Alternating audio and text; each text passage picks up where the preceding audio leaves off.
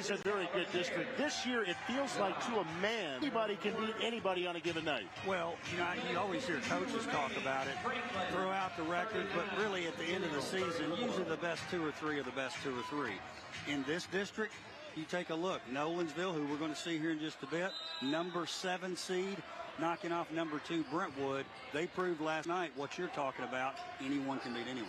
Nolensville went 5-9 in the regular season in the district, but they got some big-time wins early, including against Franklin, including against Brentwood. This Centennial team on our screen right now went 6-8, and here they are, down by 5 against the number 1 seed.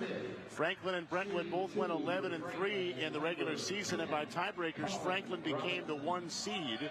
But Brentwood getting knocked off last night by Nolensville. Independence took down Page 52-44 last night. A lot of close games last night. The other interesting dynamic, Darren, and both coaches talked about this with us leading to this broadcast tonight. The matchups last night in the quarterfinals were all rematches of the regular season finale. Every single team in the district turned right around and faced the team they had just seen. I don't know what the probability of that happening is, but I'm assuming it's pretty darn low. It almost felt like an NBA type series. Jeff, you mentioned Centennial coming in at 6-8. They started this season 0-5. So since then, obviously they've reeled off some wins. Coach Moore has several guys, football players, who had to get kind of back into basketball shape. They're playing their best basketball right now, which is what you want to do. And that's the opposite of the Nolensville team we're going to see momentarily. And went 5-9, got off to this great start, massive expectations, as we'll talk about over the course of the night. And then they went through this lull. They dropped 7 out of 8. They dropped 9 out of 12 at one point. And now, though, you ask anybody around the district, hey, you surprised Nolensville beat Brentwood last night? Everybody says no, because going into the year, a lot of people thought Nolensville was maybe the top team in the district. Well, if you take a poll in the gym right now, and you said of the 4 teams remaining, who do you think is going to win the tournament? Nolensville would be a pick from a lot of people because this is what we expected. In the way they play, they're big, they're physical. I feel like in the postseason, sometimes you don't come out great in these games. They're built to win in the postseason because of that size and physicality. Franklin's got a 41-37 lead on Centennial with 1:29 to go. Again, if you're just joining us, you're getting bonus coverage of Franklin and Centennial. We saw 2 terrific girls games earlier in this gym, and that's part of what has kind of gotten things from a timing perspective a little bit behind. The Brentwood girls beat Franklin 61-48, and then Page beat Nolensville 49-40.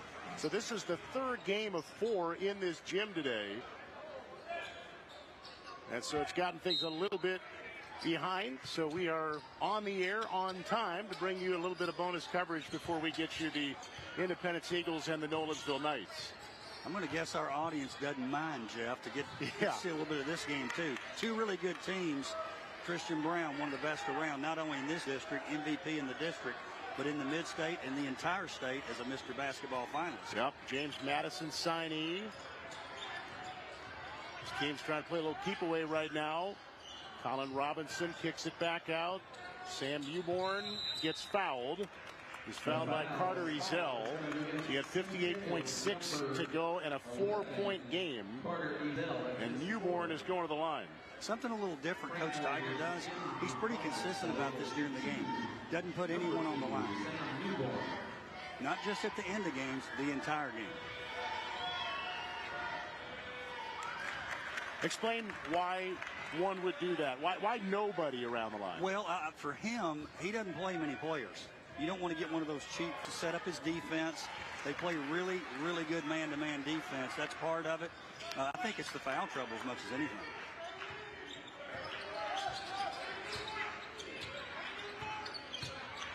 And Hatton gets fouled by Brown. 51 to go in a 2-possession game. And there's Christian Brown, phenomenal player for Franklin, who's just gotten bigger and stronger and more dominant as his great high school career has gone along.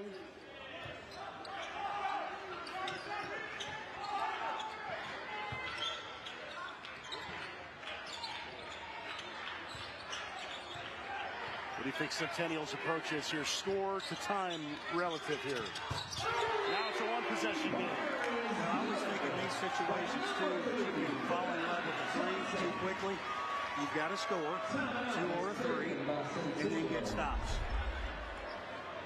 Kenai Johnson, Franklin backed way off of him, knocked down a big one. He had a big one last night against Summit as well.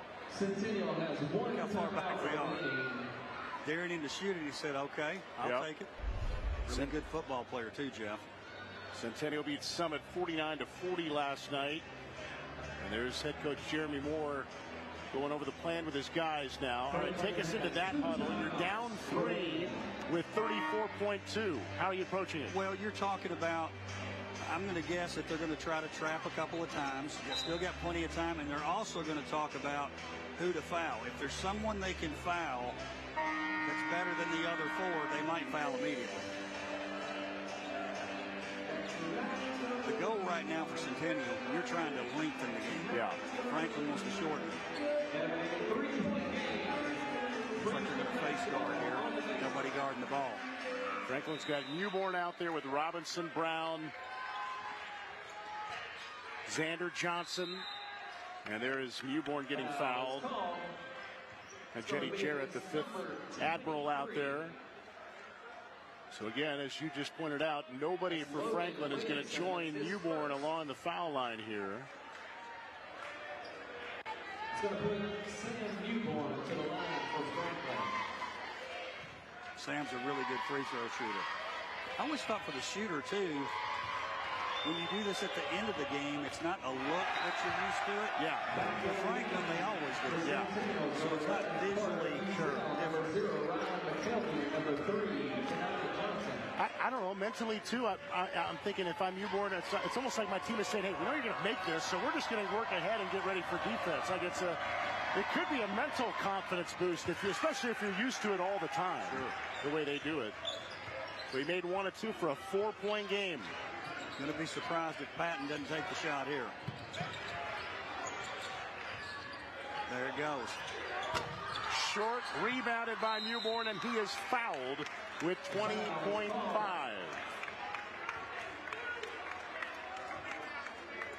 It's going to go against Centennial. This is District 10 for you. Close, often low scoring, grinded out physical game. It is, and if you rewind 4 or 5 years, it was the total opposite. Lots of games in the 70s and 80s. Some of it, I think, is the coaches, their style of play. Coaches that are familiar with one another, too, I think is a big part of it. You can't really get away with anything. Yeah. You know, huddle, and they know exactly what each other's going to do.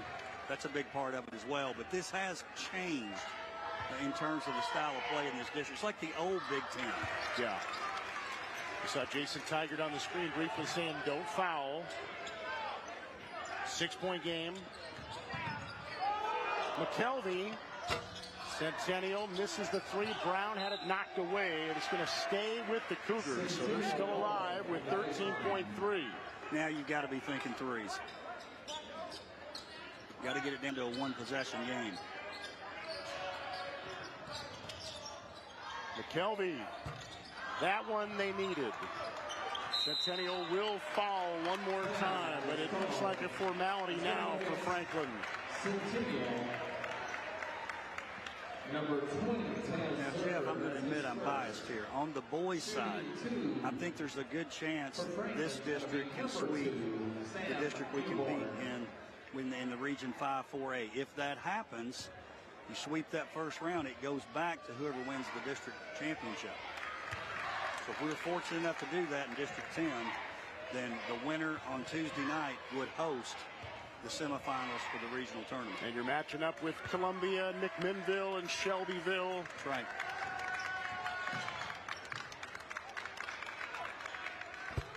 One 3 at the end there by Patton.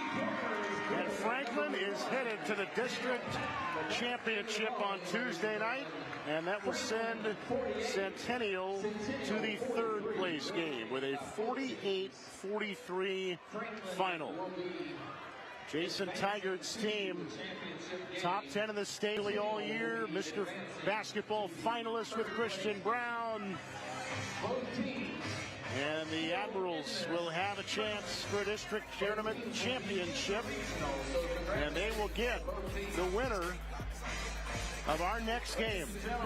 Nolensville and Independence. One more team needing to grab a spot in the championship. It'll be the Eagles and the Knights. Again, if you're just joining us, bonus coverage saying Franklin take down Centennial. We are set to bring in Nolensville and Independence. The teams will get some time to warm up. Busy day of basketball here at Page High School in Rudderville with boys and girls District 10 tournament semifinal action. Nolensville and Independence coming up for you shortly. We'll take a break and we'll set the table for the Knights and the Eagles on the other side. You're watching High School Hoops on MyTV 30.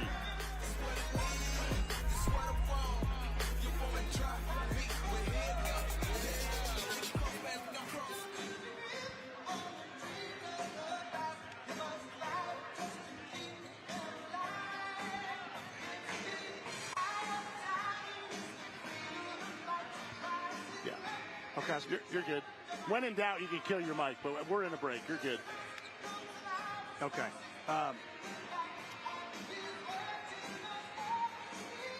Man's got a sport coat on. Yep.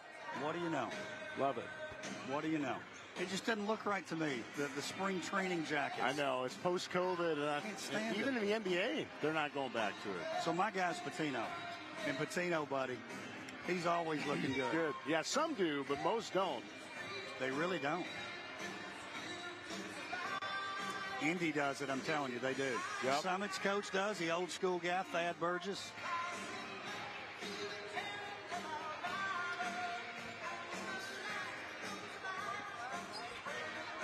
And that way, as a coach, if you get really... As a coach, that way, if you get really mad, you got something you can take off and throw. That's right. You can undo the tie. Yeah. Always for...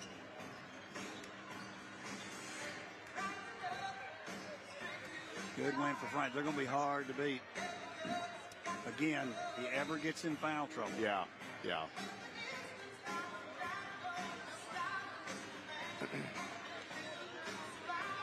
And as long as they don't get stagnant, watching him, you know, right. too. Which can happen. Yep. I get stagnant. I watch him too.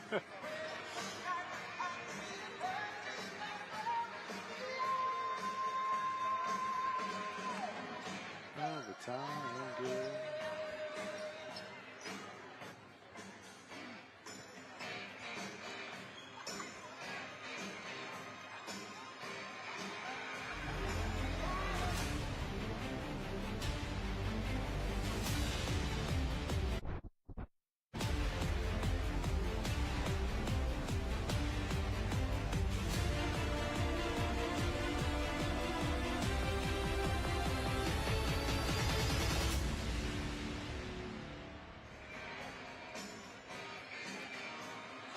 Tonight on Sonic High School Hoops, presented by South College, we bring you postseason basketball from Page High School in Franklin. Williamson County District 10 Tournament Semifinal Showdown. The Independence Eagles are the reigning 4A state champs. They're the number 3 seed in this tournament bracket. Tonight they face the number 7 seed, the Nolensville Knights, who advanced their season by upsetting Brentwood on the road last night. And hello again, everybody. Welcome in to Page High School, along with Darren Joins. It's Jeff Hem here with you. Darren, I just used the word upset, referring to Nolensville and Brentwood. That is the case by seed, and perhaps by seed only, as we were talking about a few minutes ago. District 10 has never been a greater gauntlet than what we've seen this year. No doubt about it. And like we talked about in our bonus coverage, a lot of folks thought that Nolensville was the team to beat this year. They were starting out. Then they had that bad stretch, but now they're playing their best basketball. And we talked about this. If you look at the top 4 teams, they have wins against all of them. Yeah. And Independence, the reigning state champ, but graduated a terrific player, the Mr. Basketball finalist from a year ago in Jet Montgomery. They've got a different star, and he was a star last year. Now he's on center stage in Tylen Lewis, and it's brought this Independence team to a different style, but maybe the same outcome getting back to Murfreesboro this year. Well, it is, and I kid Coach Wilkins about this. I call him Tournament Tylen. The region MVP as a sophomore in the tournament.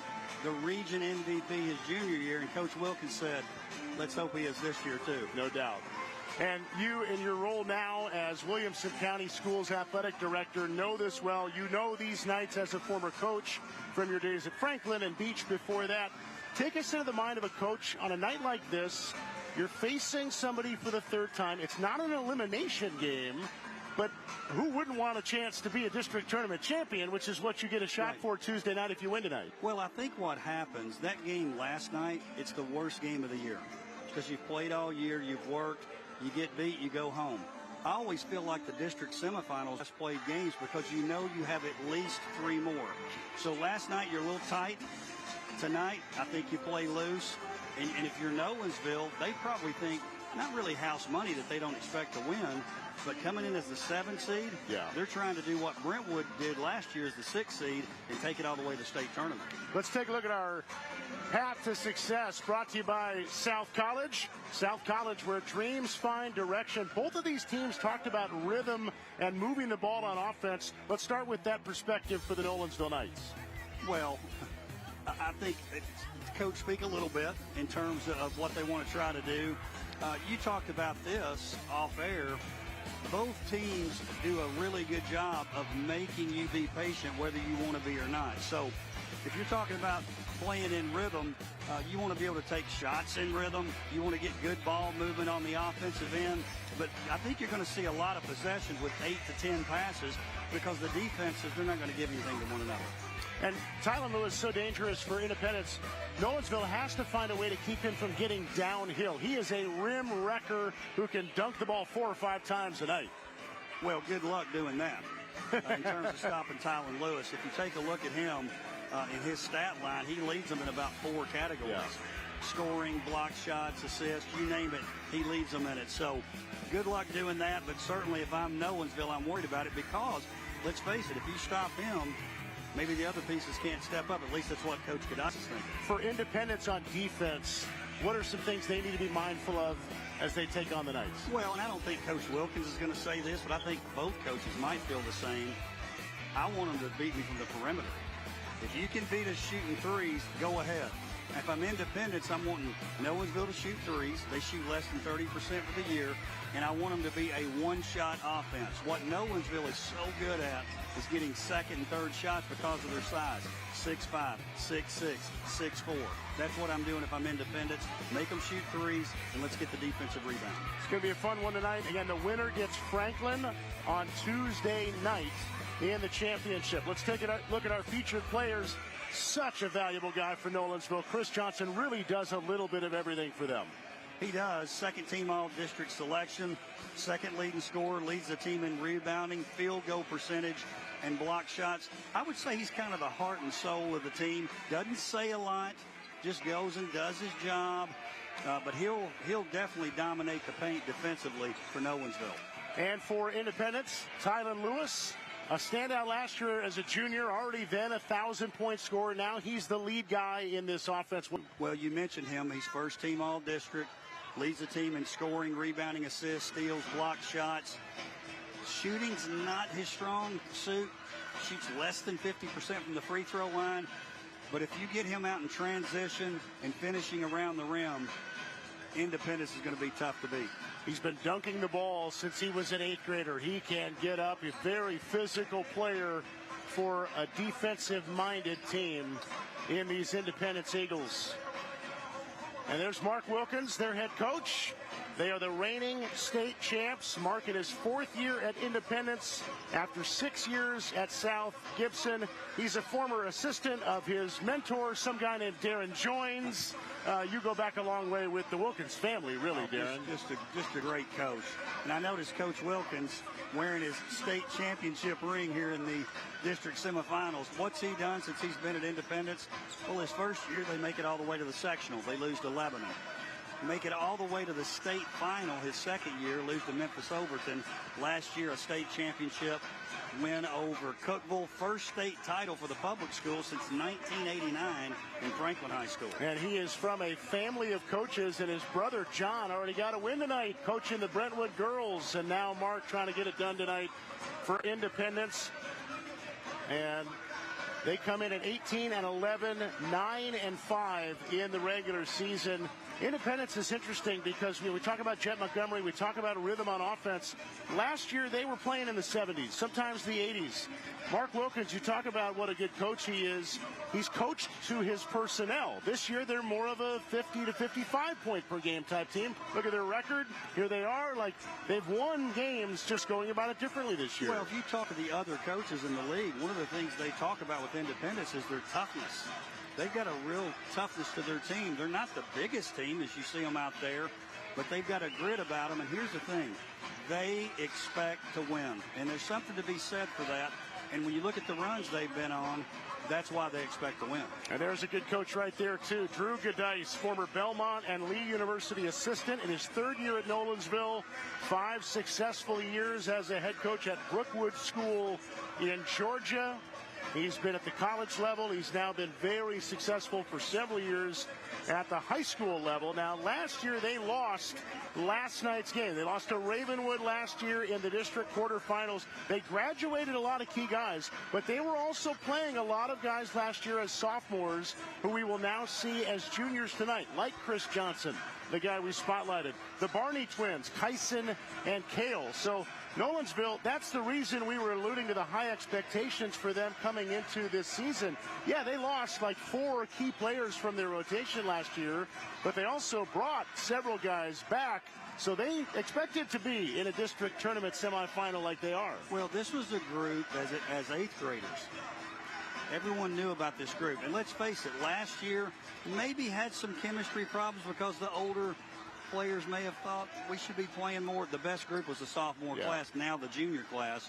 Really best junior class in the district. Jaden Clark, Adam Mickulin, some of the guys who graduated from that good Nolensville team last year. But here they are again, going for a district semifinal win tonight, trying to get to Franklin on Tuesday in the district tournament championship. It is Nolensville and Independence. The winner gets the Admirals on Tuesday for the tourney title. Semifinal action coming up from Page High School on the other side on MyTV 30.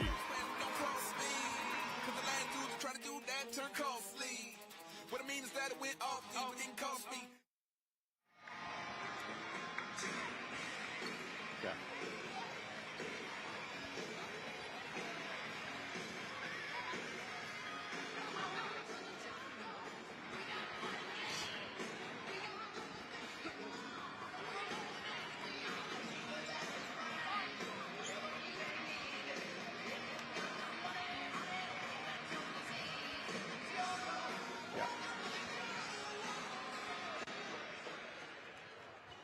How are you?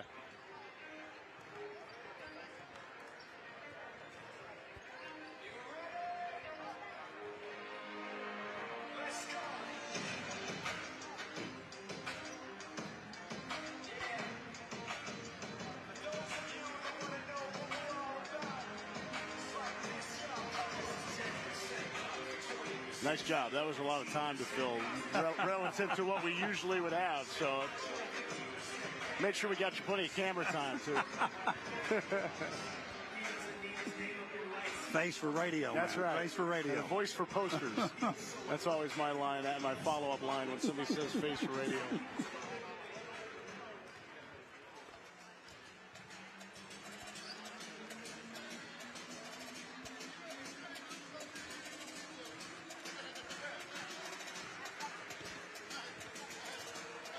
How much time we got?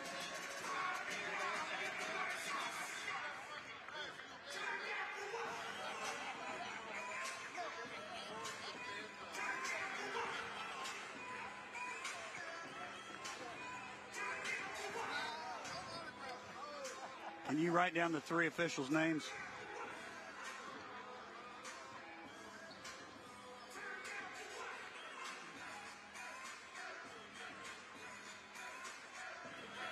Getting set for Nolensville and Independence from Page High School. It's a District 10 semifinal matchup. The winner will take on Franklin on Tuesday. The loser will take on Centennial on Tuesday in the third place game. Jeff M., Darren Joins, and our great MyTV30 crew back with you, all set to go as the lineups will be announced momentarily. Again, if you're just tuning in, we're a little bit behind schedule from a busy day of hoops here in Rudderville. And we just saw Franklin take Centennial down 48-43. Franklin had beaten Ravenwood last night. Centennial had beaten Summit.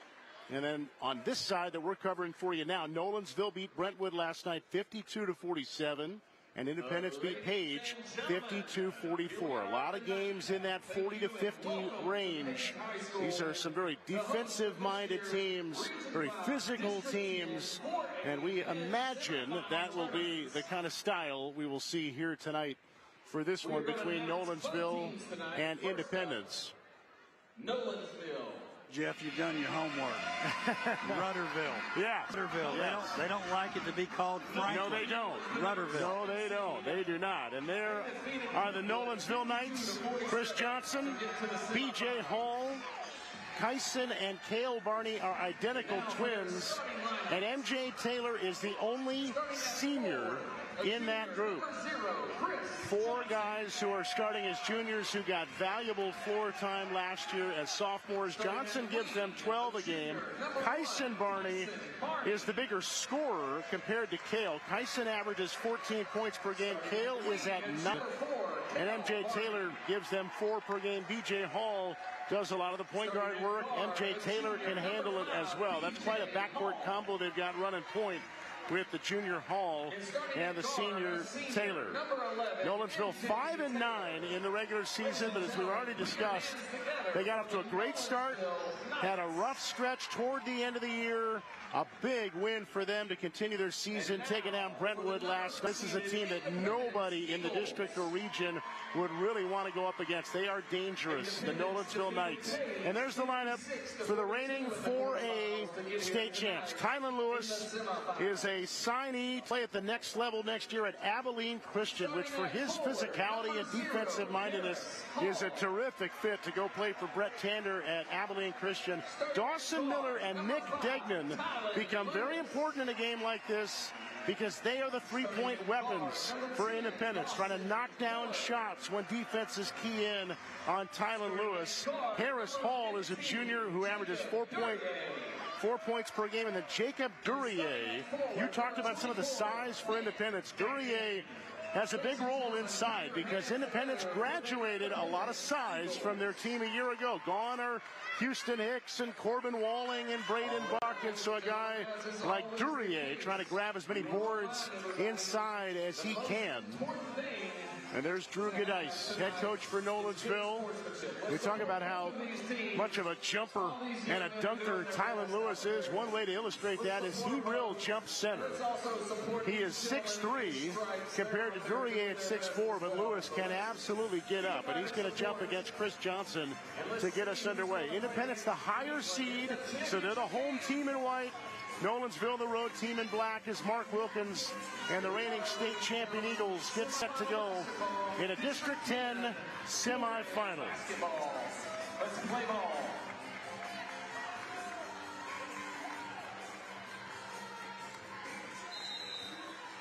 All set to go. The winner gets Franklin on Tuesday in the tournament championship, and Nolensville will have it first. B.J. Hall, M.J. Taylor, that's the backcourt duo trying to set it up for the Barney twins and for Johnson. Independence starting out man-to-man here, Jeff. And a turnover by the Knights. First chance now for the Eagles.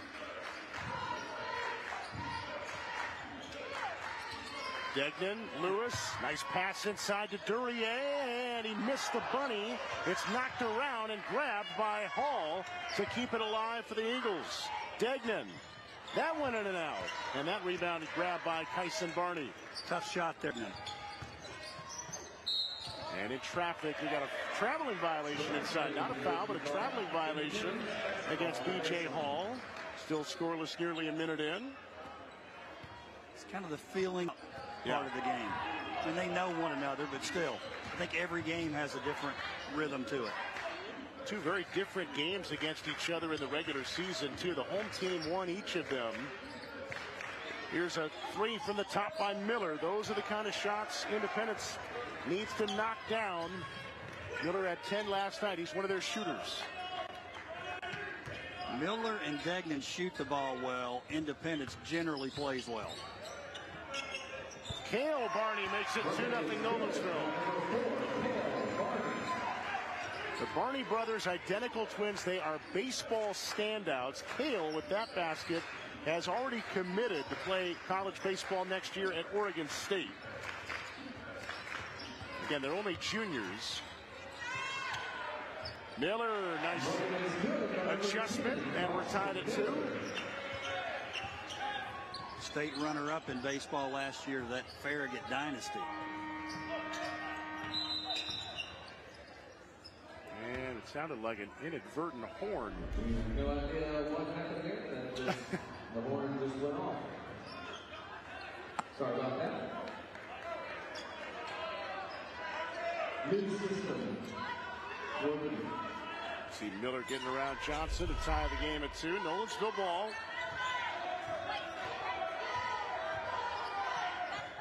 This is the pace I expect. First to 50 wins. Cale Barney lost it on the way up into the hands of Johnson, who scores. That's that strength we talked about right there, Jeff. 12 points per game, 7 rebounds per game for the junior Chris Johnson at 6'6". He's one of their rim protectors, very good passer. Now Tylen Lewis. Shot got redirected by Johnson, and it's Nolensville ball. Here's the last bucket. Stayed after it there. Again, that strength is the reason he scores there.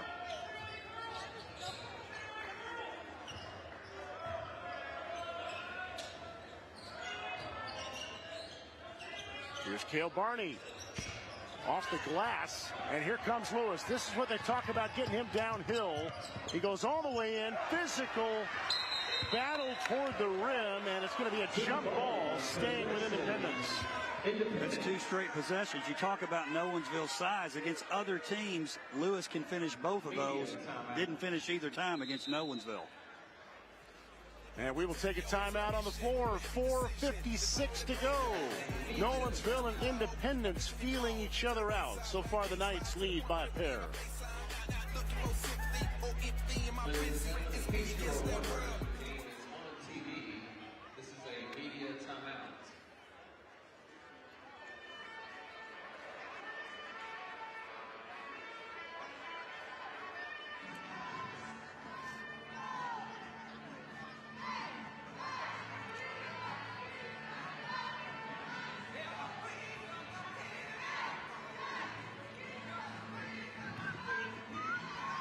This will be a low-scoring game. Yeah. Really low. Yeah.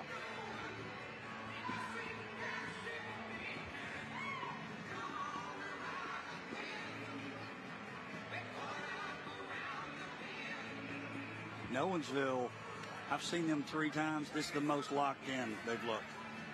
You know, there's something to be said for making to the state baseball final. No doubt. You've got that competitive expectation to win, and they've got the same thing. Yeah. Really, what's interesting about it, they have more seniors, they have more minutes played. Yeah. Because those kids all played last year. Yeah. Lewis and Miller, Degnan was at Brentwood.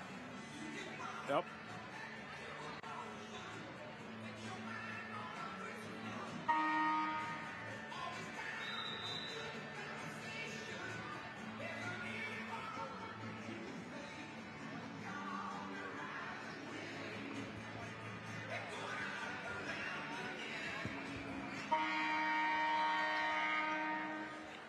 Nolensville on top of Independence 4-2. It is Independence ball. Tyler Lewis and the Eagles down a pair. The reigning 4A state champs playing tonight in a District 10 tournament semifinal. Not an elimination game. Winner gets Franklin on Tuesday night at his gym for the tournament championship. And the loser will play Centennial for the third place game in what has been one of the toughest districts for winning this year, just because of how deep this district is. Lewis trying to get it inside to Duryea and taken away by Nolensville. Their defense has been firm so far in this game. Well, that's what they hang their hat on. Independence too, but Nolensville especially. It's kind of an old school type of game. Didn't rely on the three much. In the world of shooting twos and threes, that's not Nolensville styles. It's twos and free throws. Cale Barney tried to go backdoor to his brother Kyson. Independence comes away with it, but they keep the ball after the deflection out of bounds, last touch by B.J. Hall. 3 turnovers early for Nolensville.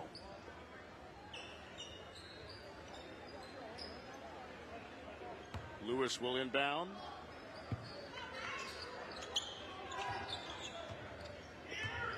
Sort of a tough spot to inbound from there in that deep corner. Nick Degnan, formerly at Brentwood, on the take, gets fouled, and Degnan will get free throws.